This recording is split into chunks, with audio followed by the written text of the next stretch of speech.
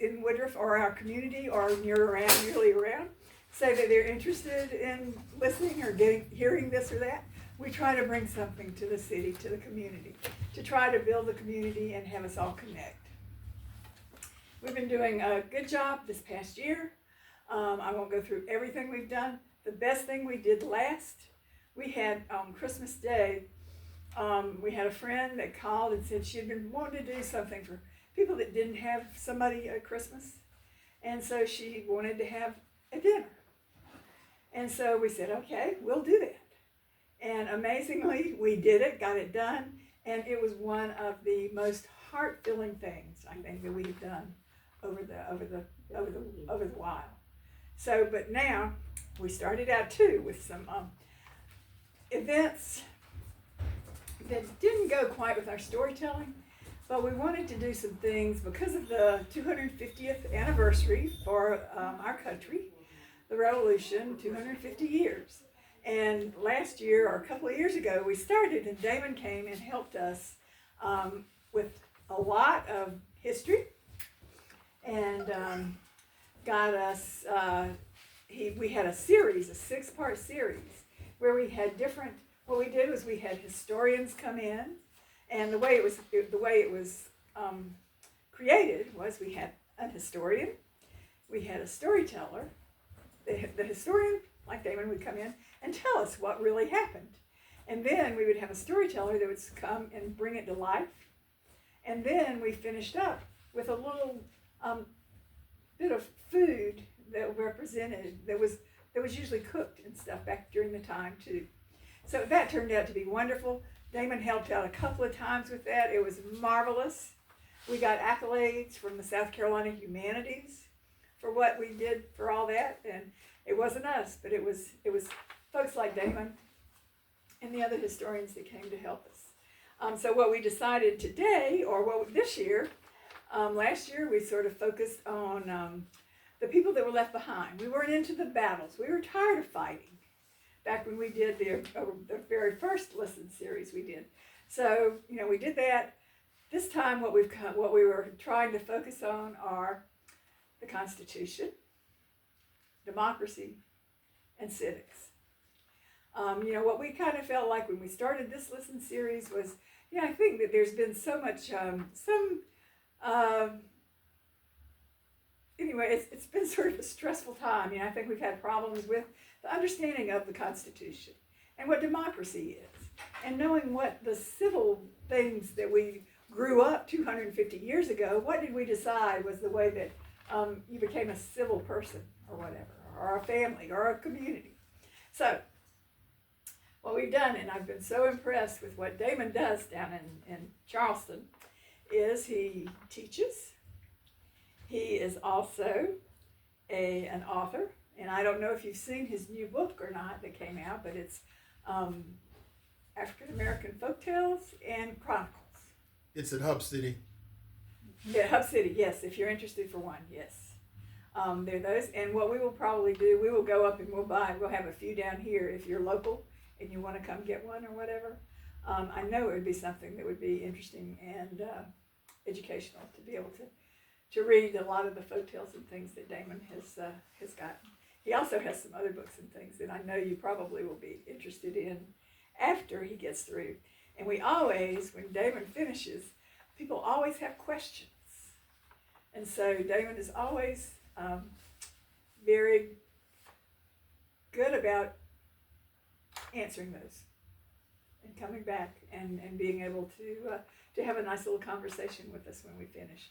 But I would like to introduce you to Damon Fordham. Damon, you teach at the Citadel? Right. College? No. Citadel, that's right. And then he also does storytelling tours in Charleston. Anytime, if you're down there, you should probably look him up, and it would be a great walk. And I'm also a Spartanburg native too. Yes, yes.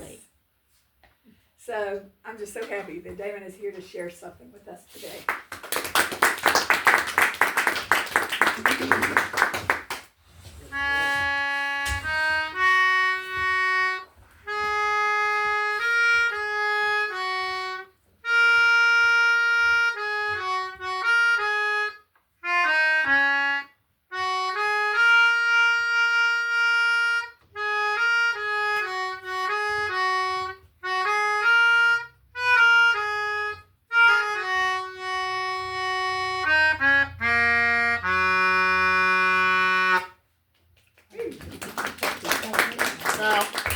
some of you might know that as O freedom over me, and before I'll be a slave, I'll be buried in my grave and go home to my Lord and be free.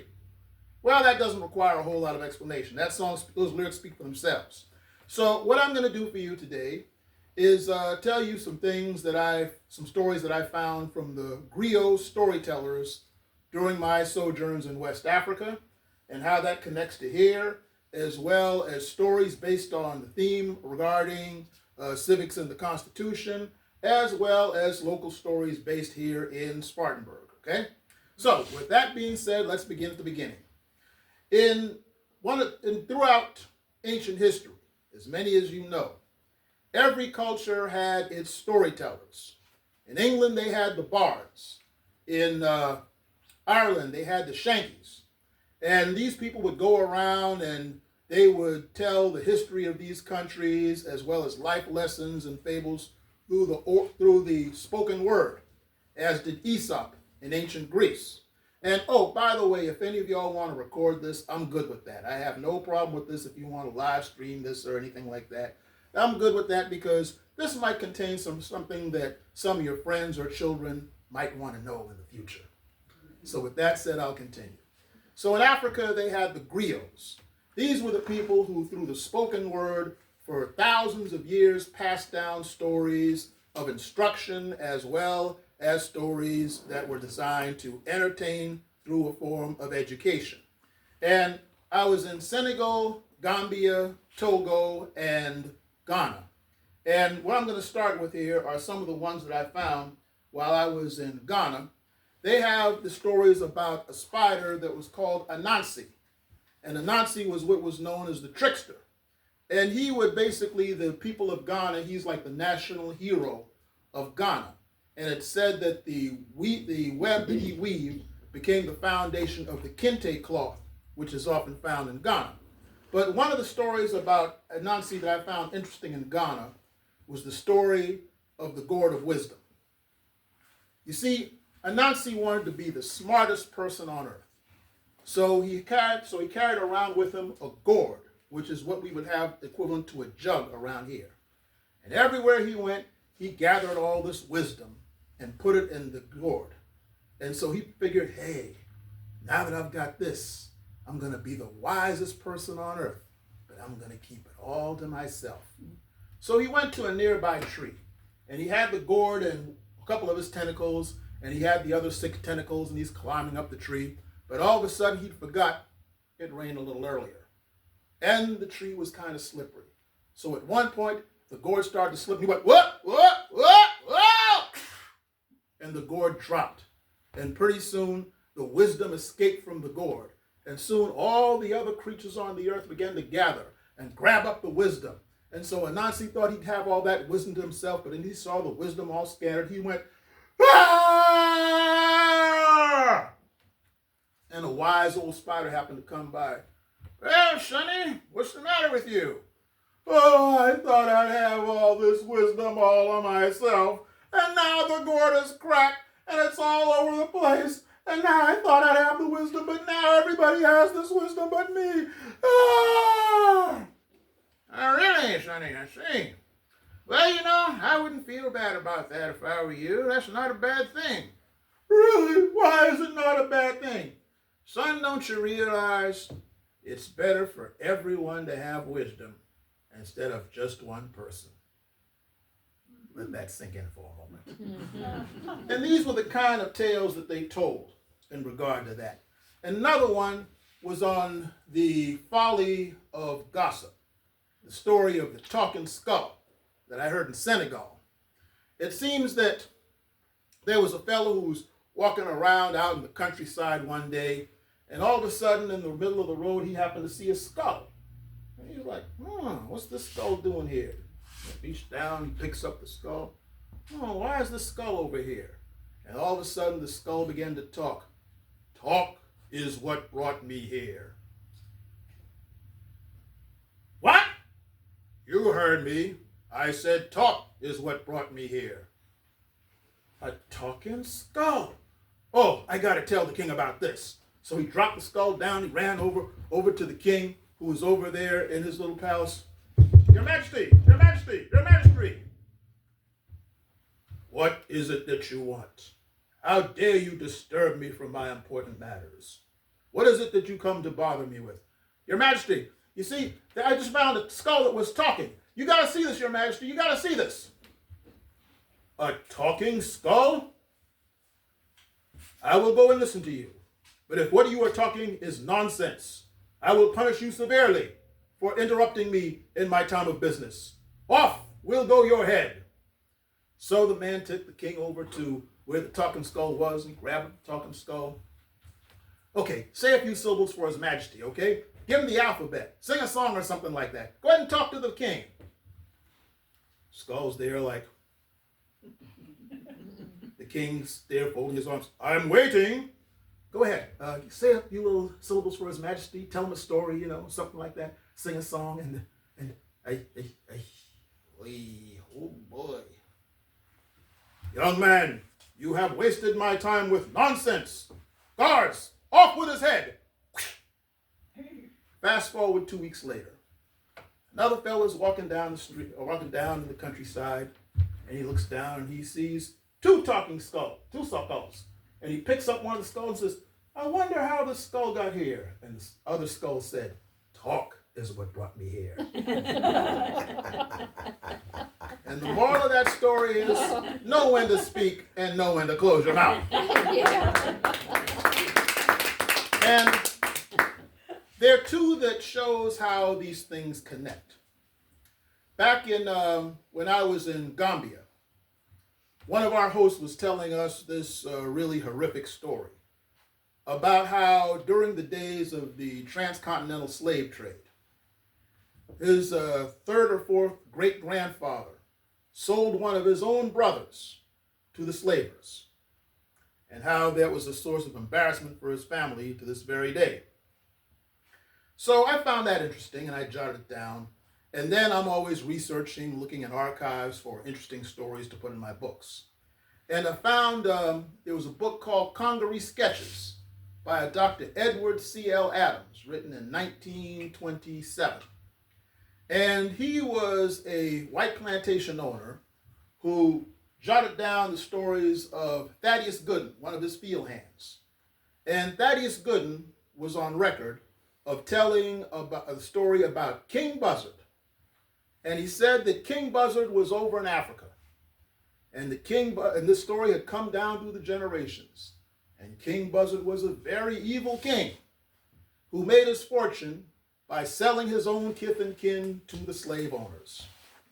And so this was seen as such a travesty of evil among the Africans that they say that when old King Buzzard died, he went up to the spirits and he said, well, am I going to heaven? They're like, Oh, you mean I'm going to? Wait a minute, if I'm not going to heaven and the devil won't take me, what's going to happen? And one of the spirits said, you are too evil to both. A man who sells his own people doesn't even deserve to go to the devil. Therefore, you will roam the earth for eternity as King Buzzard, and you will live by eating off of the flesh of others, just as the manner in which you sold your flesh in such a despicable manner.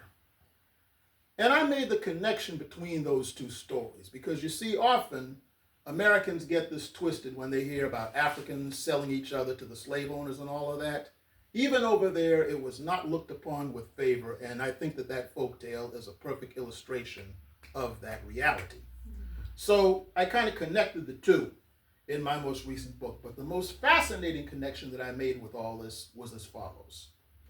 At the West African Cultural Center in Dakar, the capital of Senegal, West Africa, we met up with Dr. Ousmane Sene, who, as a matter of fact, taught for a brief period over at Wofford, right here in Spartanburg, right over in Spartanburg. And he told me that when he was at Wofford and he taught African and African-American history, he had to go back to Senegal.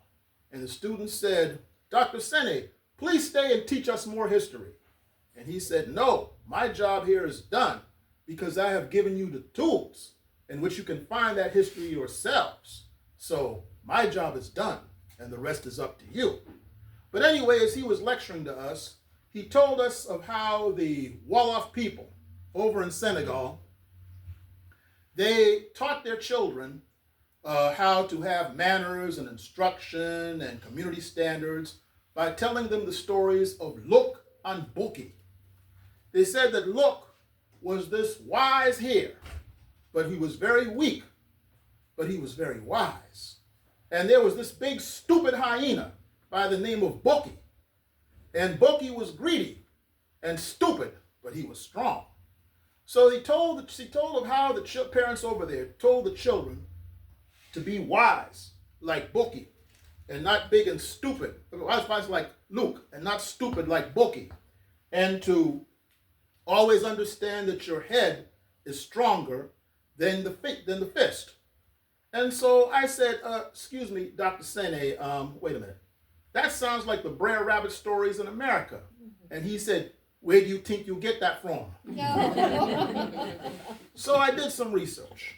And it turned out that in the 1870s, down in Port Royal, there was a plantation owner by the name of Mr. Nathaniel Hayward, who had a guest down from Massachusetts. Her name was Miss Abby Holmes Christensen.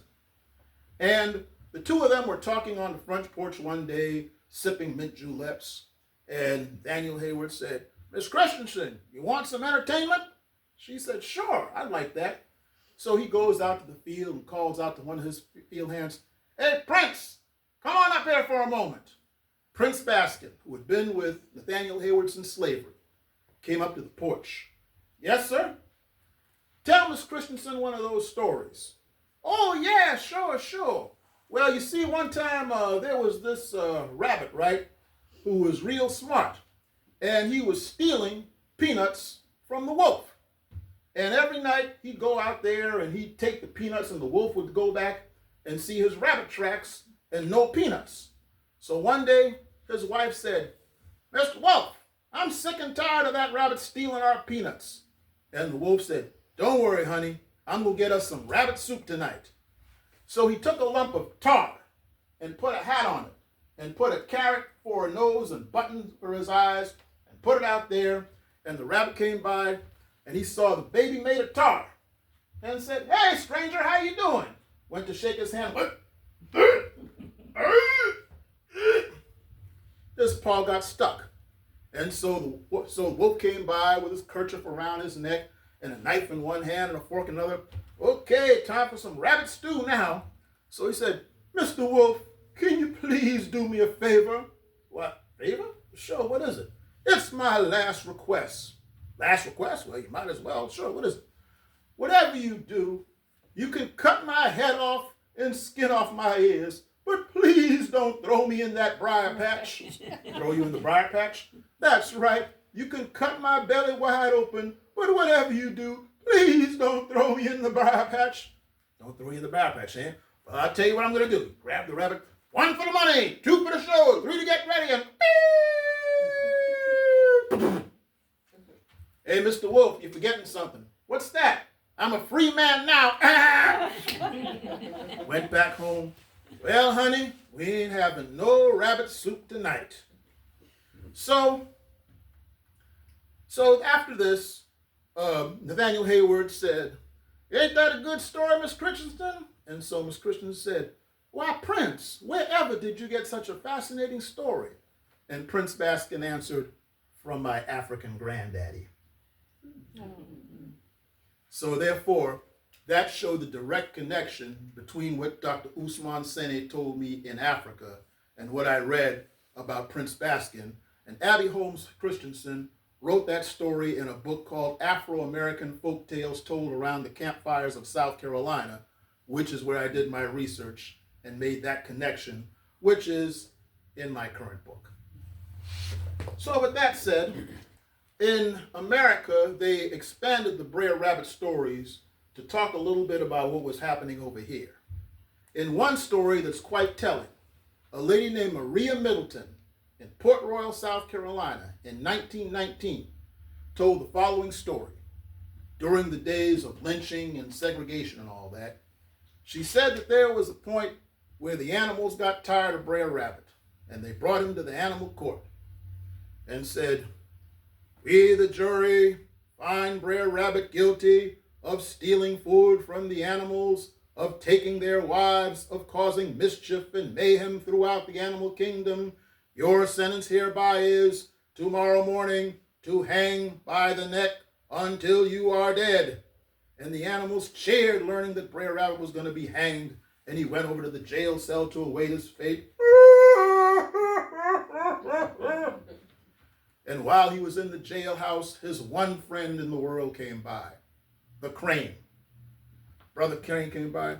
"Well, Brer Rabbit, I sure am sorry for you. Brother Crane, they gonna hang me tomorrow. What am I gonna do? What am I gonna do?" Brother Crane said, "You know what? I got an idea." "What's that?" "Here's what we're gonna do, Brer Rabbit."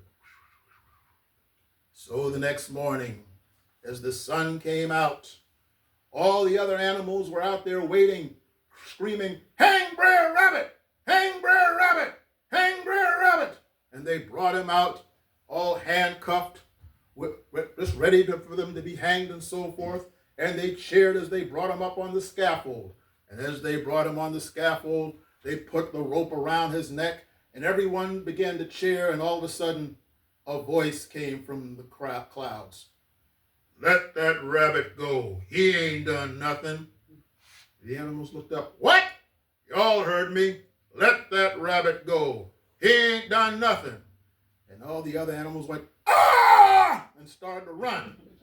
And right after this, Brother Crane flew from behind the clouds with a loud megaphone in his hand and came down to Brer Rabbit and unlocked his handcuffs and took the rope off of his neck. And Brer Rabbit said, "Nice job, Brother Crane." And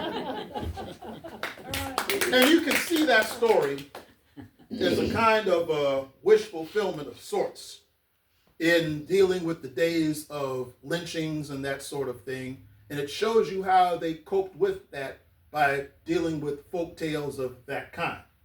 Now, on another level, during the 1930s, they had what was called the WPA slave narratives, where they interviewed the last surviving people who lived through slavery. And a number of these were never published. Many of them are in the archives of the University of South Carolina today. And one of them was from a guy named Daniel Goddard.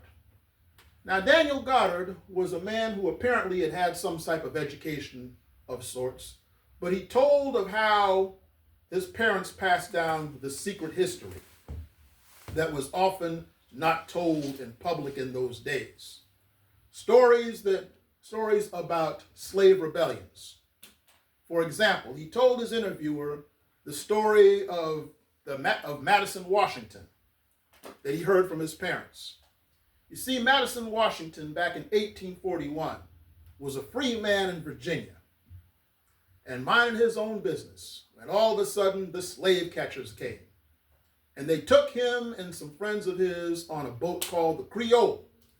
Well, some of you might know the story that happened a couple of years before that about the Amistad, where they captured some Africans from Sierra Leone, and the Africans fought the captain of the ship, and they wound up in America, and they had a trial and let them go back to Africa. Well, see, there was a problem with this. These slave catchers weren't capturing Africans who were unfamiliar with the culture. The people that they captured were free Americans that they were going to send on a ship to be sold in New Orleans. But since they were Americans, they knew the language and they knew the culture. So they were kind of hard to fool. So as they got them on the ship, Madison, Washington looked for where he could get a weak link in the chain. And all of a sudden, as they're trying to put him down the hole, he boxed the captain and so forth. And some of the others, he began to let free. And they began to go around and, excuse me. And they began to grab guns and things of that sort. And they forced the captain off and pay out. And Madison, Washington knew a thing about ships. Thank you.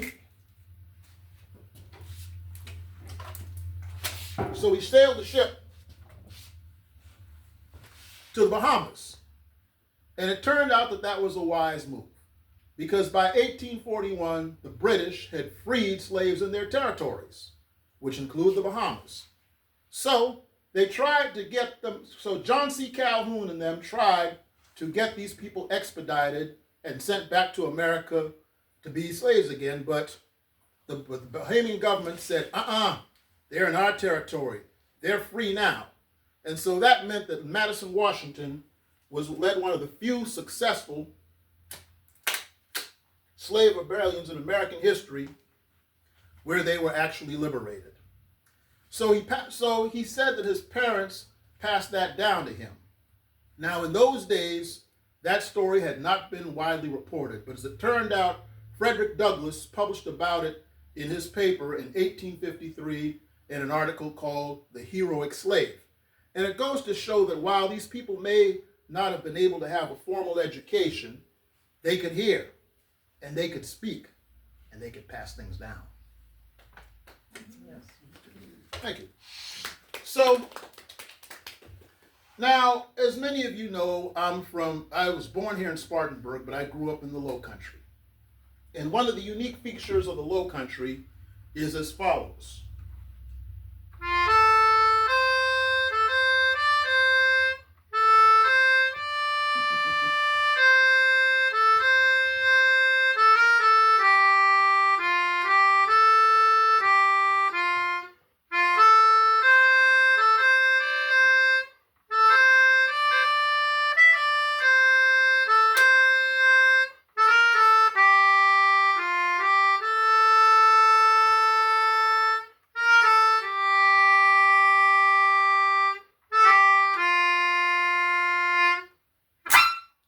Now, some of you know that as Michael rowed the boat ashore.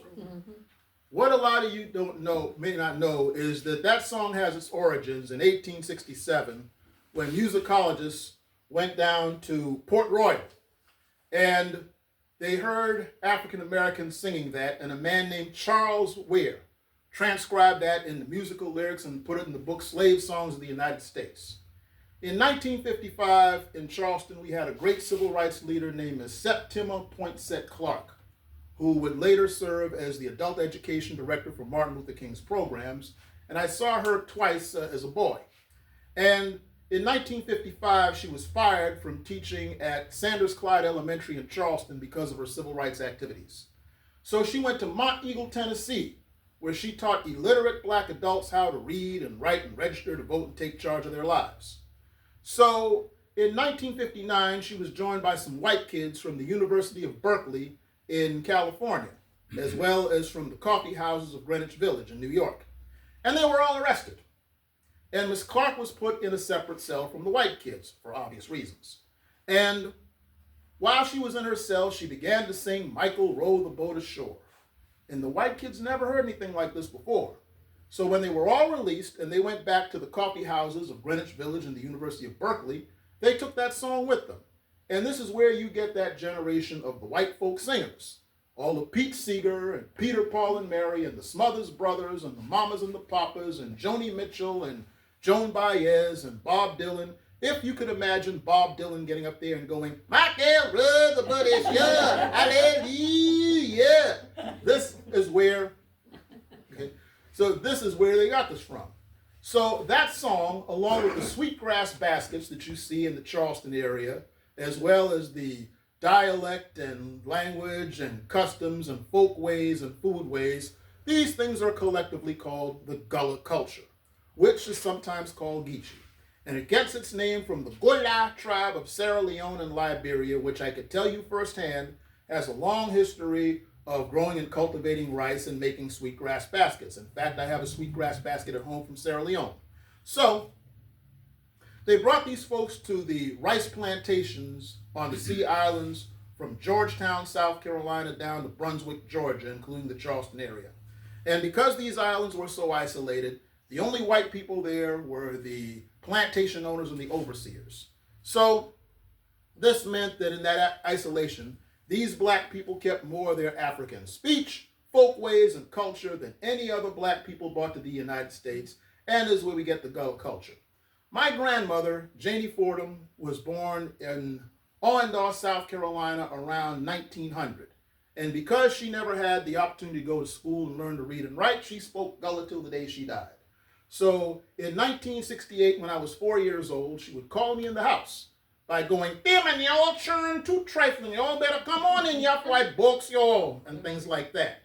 So she and my grandfather would save their money so my dad could go to South Carolina State University in Orangeburg, which is South Carolina's major black college. And Dad was the first of 3 generations of teachers in our family. I'm the second and my nephew's the third. And in those days, if you were an educated black family in the Low Country, your parents did not want you speaking Gullah because people looked down on it as country, backward, and low class. But as you could tell, I have an affinity for theatrics. So every now and then I would deliberately make Dad furious by going, "Daddy, I'm hungry. I want some okra soup." "Stop that. I didn't send you to school to talk like that." "Oh, we're wrong, Daddy. I just want something for eat." "Stop it. Quit mocking your grandmother. Stop it, I say." So in 1932, Dr. Lorenzo Dow Turner, a black linguist from Fisk University in Nashville, Tennessee, came to teach at South Carolina State. And he was shocked to hear the students from this area say things like, "Man, Dr. Turner, hot up in ya, man, up the window." "Excuse me? Man, Dr. Turner, hot up in ya, up the window? Why, what type of speech is this? I find this fascinating. This I must study." So he went throughout coastal South Carolina and Georgia studying Gullah. And in 1949, he wrote Africanisms in the Gullah dialect. And in 1988, General Joseph Momo of Sierra Leone, West Africa, spoke at the Penn Center in St. Helena Island. And he got up in front of the people and said in his native tongue, "I gladi pasio today." I'm glad to see you today. And the lady in the audience who spoke Gullah replied, "Pray goddamn man for talk like we." It sounds like us. So the man who was gladi pasitum took the people who talk like we back to Sierra Leone. And the people on both sides were amazed at the similarities of languages, lifestyles, and culture, that PBS went along with them and filmed a documentary that was fittingly entitled Family Across the Sea, and that's the story of Gullah. Yeah. So now we move on to one of my favorite aspects of American history, which is the story of the Reconstruction era. And it's one of my favorites because, see, I like to talk about things that most people don't already know. And the story of Reconstruction was censored from our history books for over 150 years, for reasons I'm going to get into very shortly. The Reconstruction era was the period from 1865 to 1877, when after the fall of slavery and the end of the Confederacy, the federal government tried to reform the South by passing 3 constitutional amendments. The 13th in 1865 that ended slavery throughout the country, the 14th in 1868 that said all persons born here are citizens, and the 15th in 1870 that said all men born here had the right to vote. Women would get that in 1920 with the 19th Amendment. So with all this, you had for 12 years 2,000 black men serving in office in the southern states and black men voting. In Baton Rouge, Louisiana, they had a corrupt governor in 1872 by the name of Henry Warmoth, who they impeached for racketeering and embezzlement, and they replaced him with the first African-American governor. His name was Pinckney Benton Stewart Pinchback, and he did such a good job as the interim governor that he ran for the U.S. Senate from Louisiana in 1873 and won. But they didn't swear him in. Gee, I wonder why. Hot diggity dog, you know. So he appealed before the Democratic Party to no avail. And he appealed before the Republican Party to no avail. So according to the United States Congressional Record, June 8, 1874, page 432 to 433, Pinckney Benton Stewart Pinchback got up before the body of the United States House of Representatives and said, "I am a man, and I am an American citizen, with all of the rights and the privileges that are due to an American citizen. But I say to you that from this day forward, I shall not follow the dictates of the Democratic Party. I shall not follow the dictates of the Republican Party. From this day forward, I shall only follow the dictates of my heart and of my conscience," and he still didn't get in. However, in 1880, he became the founder of Southern University in Baton Rouge, Louisiana, one of the oldest and largest black colleges in America, before he died in 1921. Here in South Carolina, from 1870 to 1877, there were 2 black lieutenant governors, Alonzo Jacob Ransier from 1870 to 1872, and Richard Howell Gleaves from 1873 to 1877. Richard Howell Gleaves was lieutenant governor under Governor Franklin Jacob Moses. Note that name, Franklin Jacob Moses. First time in American history a state was won by a black lieutenant governor and a Jewish governor. That didn't happen again until New York in the early 2000s. So as all this was happening, a revolution took place on Meeting Street in Charleston, South Carolina, at what was then known as the Charleston Clubhouse. 76 blacks and 48 whites from January to April of 1868, including Coy Wingo and Rice Foster from here in Spartanburg, they formed together to rewrite the Constitution of South Carolina into the most progressive document in American history up to that time. And it called for such things as all laws pertaining to racial discrimination be stricken from the books, women would be allowed to divorce abusive husbands, there would be state hospitals and mental institutions, no one would go to jail for debt, and on January 23rd, 1868, the great Robert Smalls of Beaufort, who had a few years earlier sneaked himself and his family aboard a Confederate ship called the Planter in Charleston Harbor into freedom, Robert Smalls got in that building and declared, resolved, all children of South Carolina between the ages of 7 and 14 must attend public school at least 6 months a year under penalty of non-compliance. Ladies and gentlemen, that was the first public school law ever passed this far south in the Mason-Dixon line. Now, when I bring up these things, people usually ask me two questions. Number one, why haven't I heard any of this before? And number two, well, what in the heck happened? I'll explain them both. Throughout the history of the Deep South, the wealthy class of whites' deepest fear was that the poor whites, in their poverty and illiteracy and subjugation, would find common cause with their black brethren and come together and overthrow the wealthy class of whites who oppressed them both. So, to prevent that from happening, the wealthy whites indoctrinated the poor whites into the idea that if black people had equality with them, the poor whites would be pushed to the bottom of society. In simple terms, ladies and gentlemen, divide and conquer of the poor so that the rich could stay rich. And that's what racism is all about, Charlie Brown. So, on December 24th, 1865, at the courthouse in Pulaski, Tennessee, 6 Confederate veterans gathered to form the Resistance Army Against Reconstruction. They named themselves after the Greek word for circle, which is kuklos, and the Scottish word for family, which is clan. Oh, you've heard the story before. Very good. You see where that went. And so over the next 12 years, the Southland bathed in blood as blacks and whites battled out in the streets. Memphis Massacre 1866, New Orleans Massacre 1866, Meridian, Mississippi Massacre 1871, Colfax, Louisiana Massacre 1873, Vicksburg, Mississippi Massacre 1874, Clinton, Mississippi Massacre 1875, Hamburg, South Carolina Massacre 1876, Ellington, South Carolina Massacre 1826, and November the 8th, 1876, on Broad Street in downtown Charleston, blacks and whites shot it out in the middle of the street.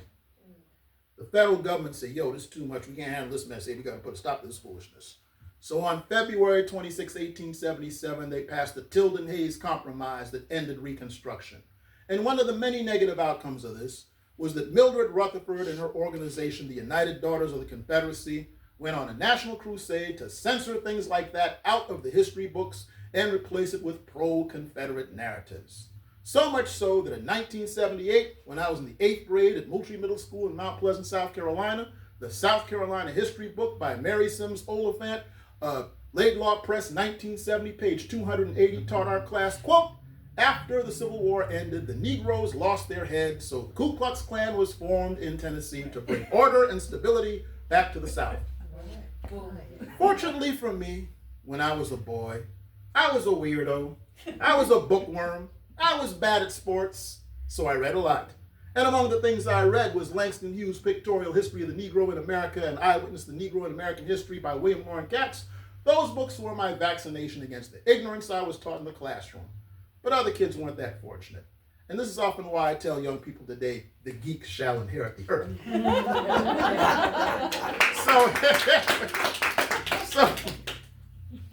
So in 1890, Governor James K. Fordham of Mississippi called the Mississippi legislature together to throw out the Progressive Reconstruction Constitution and make segregation the law of the state. Here in South Carolina, September 10th, 1895, our senior senator, Benjamin Ryan Tillman, who 2 years earlier sent a black man named John Peterson in Denmark, South Carolina to a lynch mob. He called the South Carolina legislature together to do the same thing. However, as described in my fourth book, The 1895 Segregation Fight in South Carolina, 6 brave black leaders, Robert Smalls, who we just discussed, William J. Whipper, a black lawyer from Charleston and Beaufort, James Quigg and Isaiah Reed, 2 black lawyers from Beaufort, Thomas Miller, the founder of our Black University, South Carolina State, and Robert Anderson, a black teacher from Georgetown. Those 6 brave men risked their lives to go before the South Carolina legislature and argue eloquently against the segregation constitution. They lost December 4th, 1895, 116-7. But that loss inspired the next generation to do what they could to overturn those laws. So in the short term, they lost the battle, but in the long term, they planted the seeds that won the war. And that's important, for in the words of the great Spanish philosopher Jorge Santillana, those who don't remember the past are condemned to repeat it.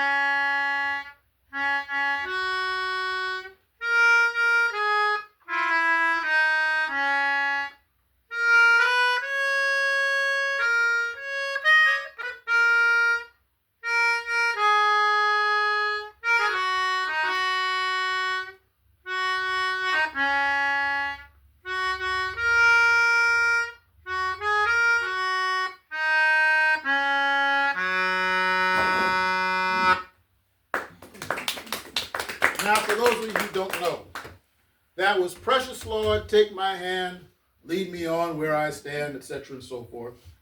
What a lot of people don't know is that while that song was written by the Georgian Thomas Dorsey, the very first recording of that song was made in 1937 by a group of Spartans called the Heavenly Gospel Singers, Arthur Lee Beatty, Roosevelt Fenoy, James Bryant, Henderson Massey, and William Bobo. And this is where I get into the Spartanburg County stories.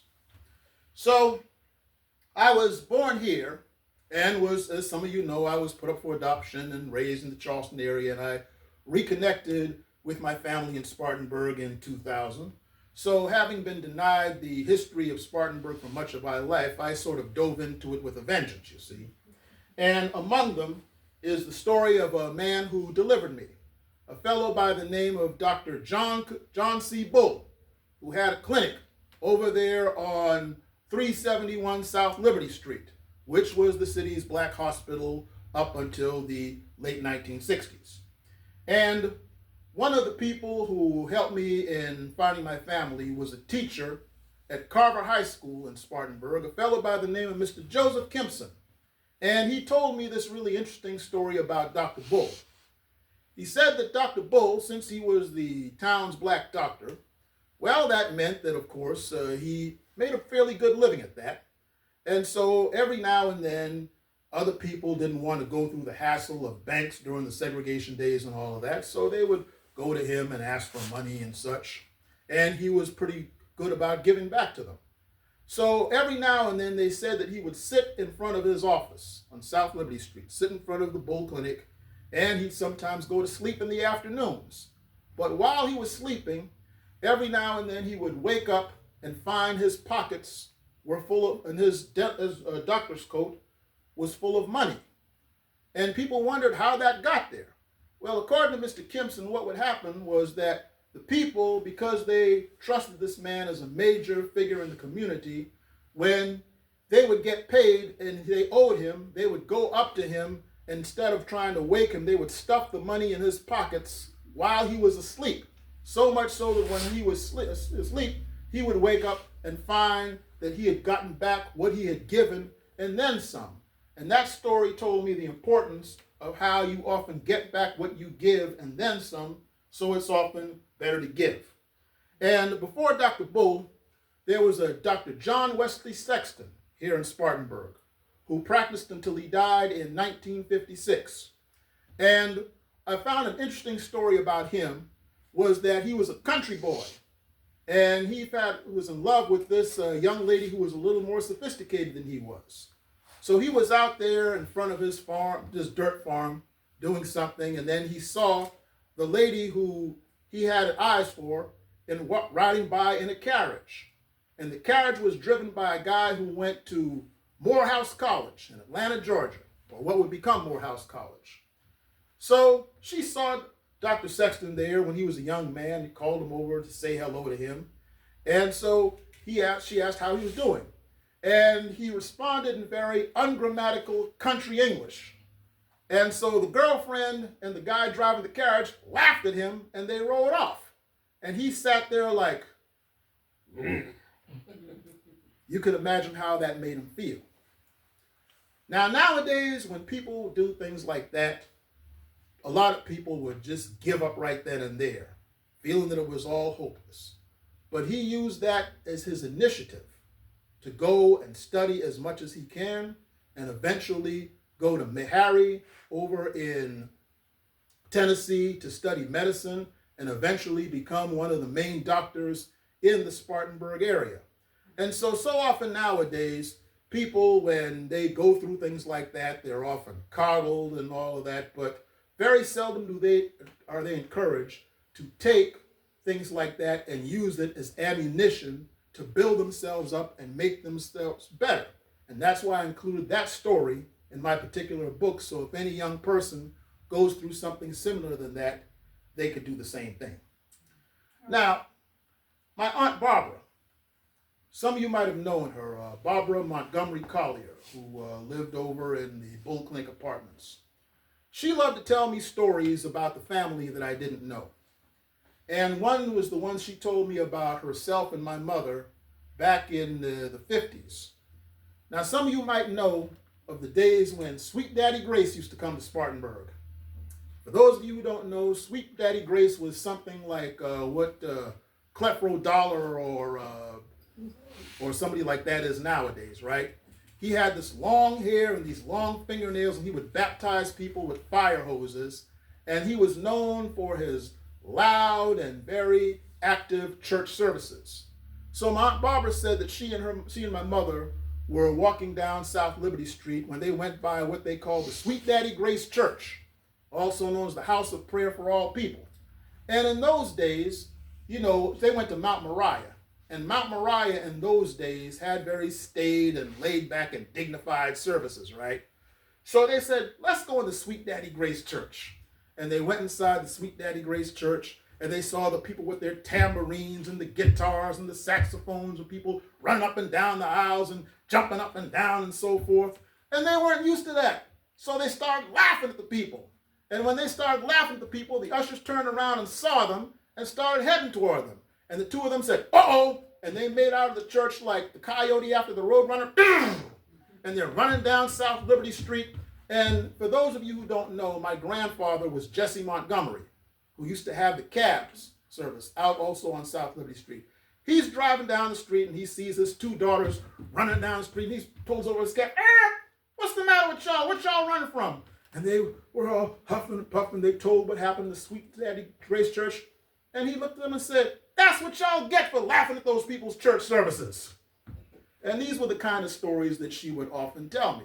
But one that I thought was really interesting that relates to our subject today was that I had this, that on one occasion, my mother, when she was a very little girl in the 1940s, one of my aunts took her to, was it community cash or community chest? What was that story on Spark? Community cash. Okay, yeah, thank you.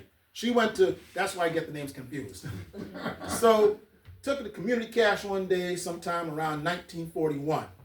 And my mother it was my Aunt Effie Rochelle. Some of you might have known her. Took her to community cash one day, and she was a little girl and she had to use the bathroom. So my Aunt Effie goes over to the lady at the cash and says, excuse me, but my little niece says she has to use the bathroom. And so she says, well, we don't have a bathroom for colored people here. Oh, you don't, huh? So my aunt looked over in the corner and she saw a bucket and a mop.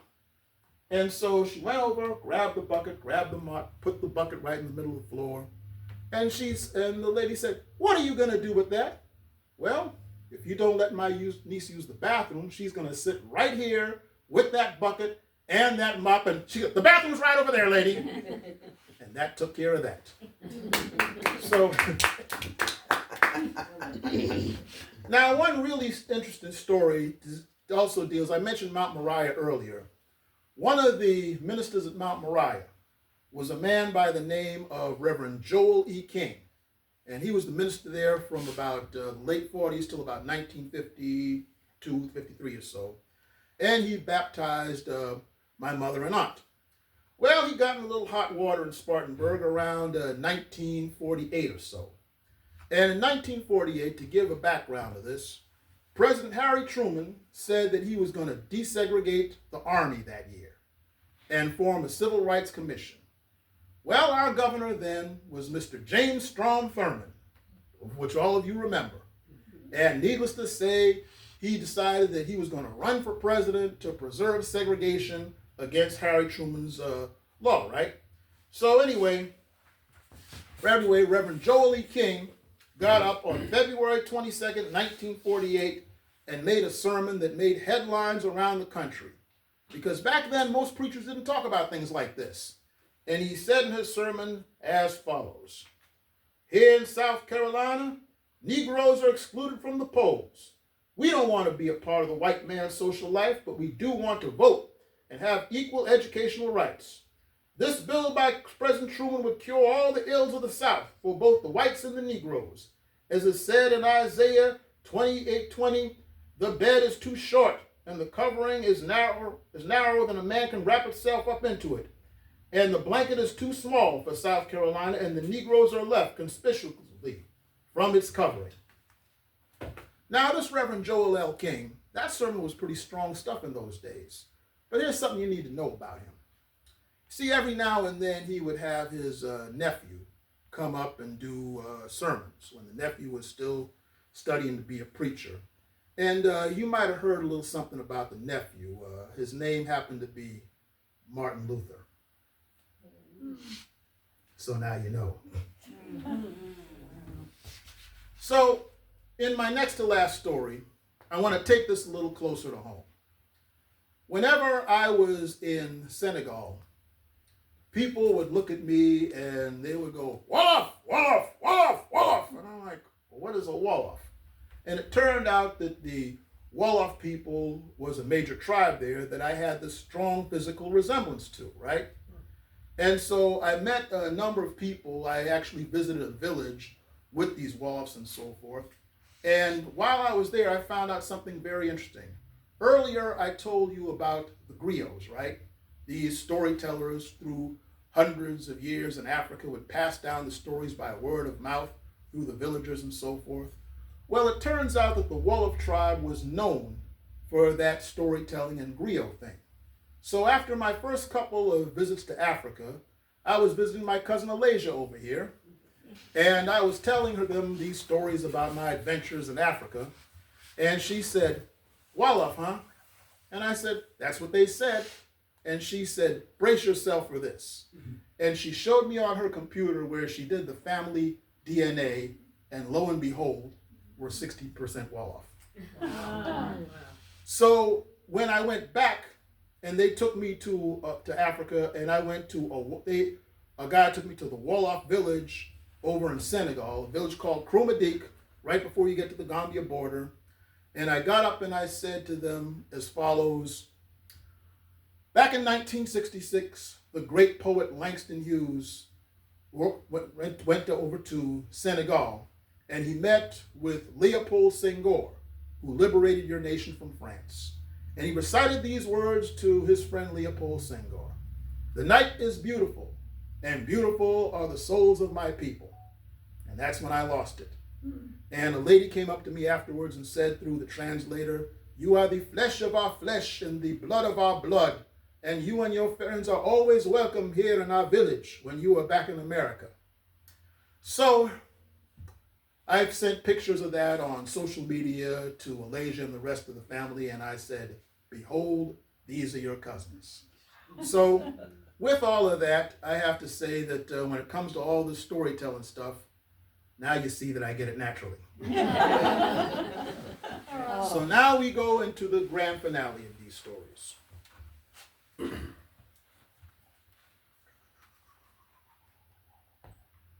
As we begin, let's see.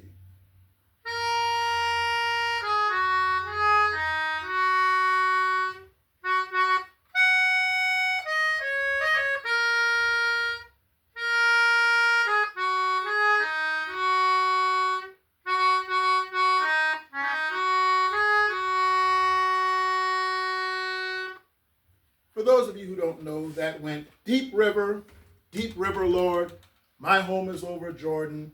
Deep river, Lord, I got to cross over into campground. Now that leads us to the grand finale of these tales, which is that of the Denmark-Vesey slave rebellion of Charleston in 1822. Denmark-Vesey was born in St. Thomas, Virgin Islands, around 1767, and he was owned by a Charlestonian named Captain Joseph Vesey. Captain Vesey needs somebody to do the paperwork for the plantation, so he taught Denmark how to read and lived to regret it, because Denmark read other things.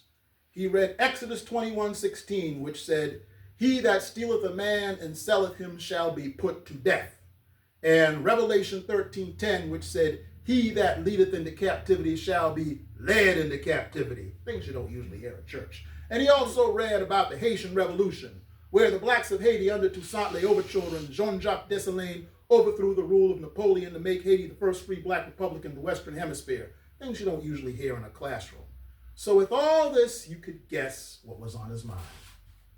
They came here in 1782, and Captain Vesey would rent Denmark out to do chores for other slave owners.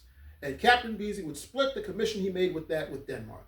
So Denmark was walking down East Bay Street, September 30th, 1799, with money in his pocket, when he came across a barker who had a roulette wheel. And the barker said, "Hurry, hurry, hurry, ladies and gentlemen, boys and girls, step right on, place your bets on the number, step right up, round and around she goes, where she stops, nobody knows." So Denmark placed a bet on number 1884 and won $1,500. So he went back to Captain Vesey. Let's see now, I'm working here in my ledger here, and oh, Denmark, come on in, old boy, what can I do for you? Captain Vesey, I have a question for you. Why, certainly, what is it? Sir, how much am I worth? How much are you worth? Let me look at my ledger, let's see. Oh, here it is, according to this, you're worth $600. Why do you ask? Blickety, blickety, blickety, blickety, blickety, blickety, blickety, blickety. I'm worth 600? Here's 8. See ya. Hey, wait a minute, Denmark. Have a nice day. So Captain Vesey took Denmark to court, which ruled on December 31st, 1799, that Denmark-Vesey was then, thenceforward, and forever free. So Denmark became a lay minister at the Hempstead AME Church on Charleston's east side. And while he was doing that, he secretly gathered his followers for the Great Slave Rebellion of 1822. The plan was they were going to go throughout the city. And go to the armory and steal guns. And then they would go throughout Charleston setting fires. And when the slave master came to put them out, pow, pow, pow, pow, pow. Then they would go throughout Charleston freeing black people. And he would lead them to Charleston Harbor, where they would take the guns and hijack ships and sail to Haiti, where they would be free. But before that could happen, one of his men, William Paul, went to the corner of Broad and East Bay, and he ran into Peter Praylow, who was owned by Captain John Praylow. "Hey, Peter, what's going on?" "Oh, how you doing, Mr. Paul?" "I'm all right." "Hey, Peter, come here, bro. Let me holler at you for a second." "Yes, sir. What is it?" "Look here, Peter. You want to get down with what Denmark-Vesey is trying to do?" "Denmark-Vesey? Who that is?" Not so loud. "Here's our plan, Peter. We're going to... Wait a minute now. You gonna do all of that? Peter, wait a minute. Feet don't fail me now. Hey, Peter, wait. Peter ran back to his owner, Captain John Praylow. "Mr. Praylow, Mr. Praylow, Mr. Praylow." "Oh, my goodness, Peter, what do you mean by waking me up at this ungodly hour? Do you realize what time it is?" "Mr. Praylow, guess what Mr. Denmark-Vesey is going to do? Guess what he's going to do?" "He is? Oh, my goodness. Hey, Mr. Murgatroyd, This is outrageous, atrocious, and it's pretty bad too. I must call out the militia expeditiously and right now. So he called out the militia, and Vesey and 34 of his followers were captured on June 16, 1822. And the court ruled that on July 2nd, 1822, Denmark Vesey and his followers would hang by the neck until dead. Peter was fat and happy. The state of South Carolina freed Peter. And Peter never had to work another day in his life because he got a stipend for the state for the rest of his life. But elsewhere in Charleston was a free and educated black man named Bishop Daniel Alexander Payne, who had a school for free and enslaved children on Tradd Street. And however, since Denmark Vesey used the Bible, history books, and the Constitution to encourage revolution, the state of South Carolina made it illegal to teach an African American to read and write. So they shut down his school. But he didn't let that stop him. He went to Xenia, Ohio, where he started Wilberforce College, first black college in America that was run by black people. And one of his graduates was Bishop Richard Harvey King, who came to Charleston in 1865 and took what was left of the Hempstead AME Church, and he built a new church that he named after the Hebrew word for God is with us, and said it would be the mother of the new black churches in Charleston. And that's how Mother Emanuel AME Church came into being. 1902, the great educator, the great poet, 1902, the great poet, Paul Lawrence Dunbar spoke at Mother Emanuel. 1909, the great educator, Booker T. Washington spoke at Mother Emanuel. June 16th, 1921, that other great black educator, Dr. W.E.B. Du Bois spoke at Mother Emanuel. April 12th, 1962, when other black churches in Charleston, including my own, locked him out for fear of reprisals, Martin Luther King spoke at Mother Emanuel. Wow. I was there in 2019 when Senator Cory Booker spoke there, and I was there in 2024 when President Biden spoke there. But unfortunately, that church is best known for the fact that on June the 17th, 2015, the terrorist Dylan Roof entered Mother Emanuel and assassinated two good friends of mine, the Reverend Clemente Pinckney and the librarian Cynthia Hurd, and 7 other members of the congregation. Dylan Roof is today at the federal penitentiary in Terre Haute, Indiana, awaiting his execution. So not too long after this, 10,000 of us marched on Mother Emanuel to show the world we were not afraid to go back into the church. And while we were out there marching, clapping our hands and singing the songs, the Jewish community of Charleston marched in front of the church and formed a circle and recited the Hebrew prayer of the dead to show solidarity with us. So 3 years later, in Pittsburgh, Pennsylvania, the Tree of Life Synagogue met the same fate as Mother Emanuel. So that Friday night, a bunch of us went to the synagogue on Hazel Street in Charleston to return the favor of fellowship and solidarity. This was not too far from the time when President Obama came down here and made history. When he gave the eulogy for Reverend Pinckney, he went off script and he gave his rendition of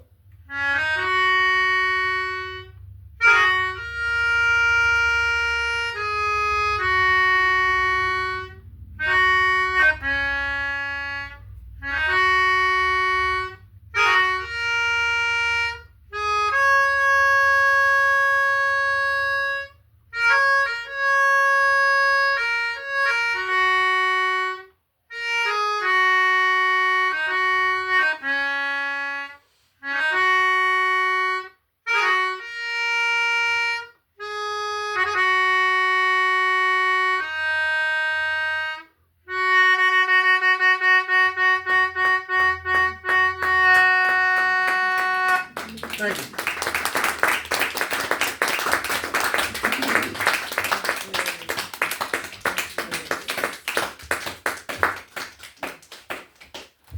Okay. So let's see.